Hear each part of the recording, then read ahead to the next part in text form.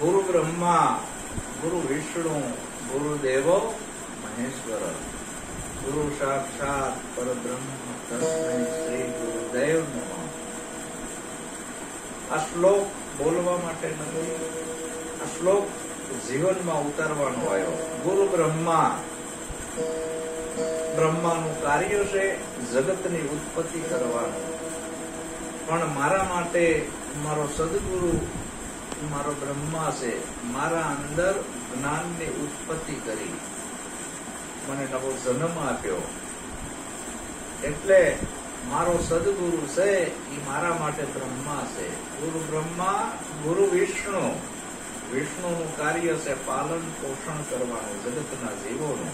તો મારી અંદર જ્ઞાનનું ભરણ પોષણ પાલન પોષણ મારા સદગુરુએ કર્યું છે.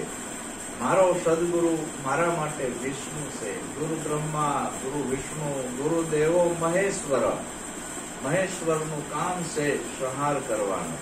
તો મારી અંદરથી મારા બધા દુર્ગુણો અવગુણો મારા સદગુરુએ બાળી ભસ્મ કરી દીધા. તો મારા મહેશ્વર એ મારો સદગુરુ છે. ગુરુ સાક્ષાત પરબ્રહ્મ, જે મારો સદગુરુ છે તો સાક્ષાત પરમાત્મા પરબ્રહ્મ છે.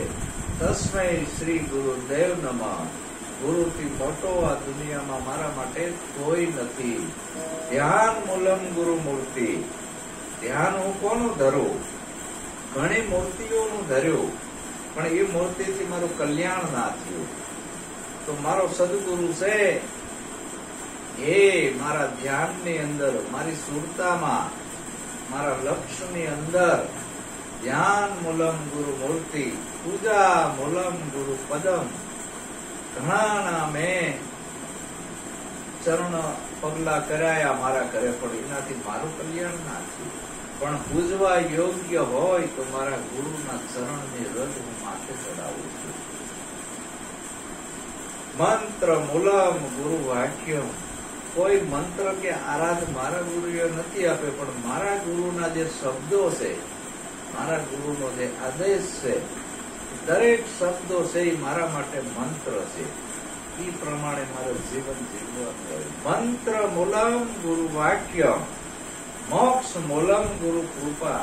ગુરુની કૃપા ક્યારે થાય છે કે સાધક તન મન અને ધનથી ગુરુના વસનમાં રહે, વસનમાં હાલે, વસનમાં ચાલે, તો છેલ્લે મોક્ષ મૂલમ ગુરુ કૃપા, તો એ ગુરુની કૃપા થઈ જાય છે.